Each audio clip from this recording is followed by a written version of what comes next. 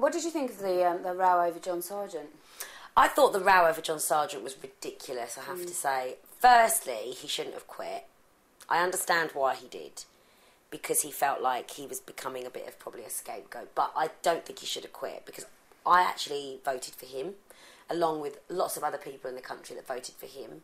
And they voted for him because he made them smile and he entertained them. And, you know, the judges, I feel for them that they got a bit of stick because they're there to judge the dancing and that's their personal take on it. But John played a clever game, I actually think, because what he did was got the whole nation talking about him, and he knew by quitting that that's what would happen. So actually I think he played a very clever game.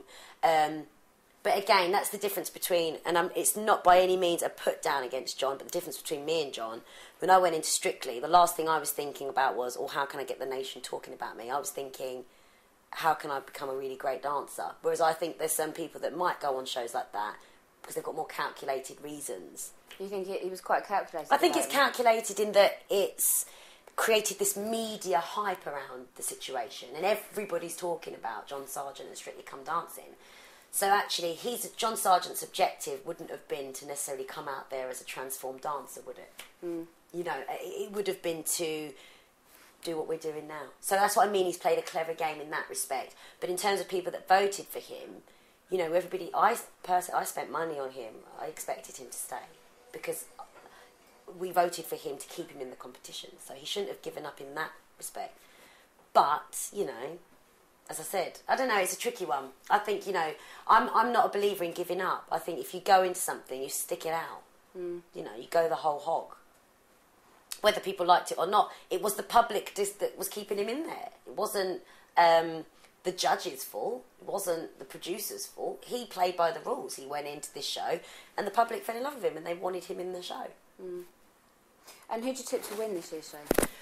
Do you know what, right? I keep changing my mind. I have to say, I thought I wanted Tom Chambers to win or Lisa Snowdon, but I'm starting to really like Rachel. And I'm starting to... Part of me feels for Rachel. Watching her, I can identify with some of the things. Like, if you look at Rachel, she came out of a really successful group. She attempted her solo career. And, I mean, I was thinking about last night, I don't even know how many albums she sold or how well she did or how well she didn't do. But she obviously is a person that loves to perform. She obviously is a great dancer. And she's quite a shy girl. And I think sometimes she gets a bit of a hard time for that. But I think actually she's quite endearing. She's quite a gentle creature. She's really sweet. And I've really warmed to her. And she blossomed in that rumba. She was hot. And in the ballroom dances, she looks lovely. So part of me kind of wants her to do well because I believe women should support women. But at the same time, Tom Chambers, for a guy dancer, I think is wicked. I think it's harder for the guys.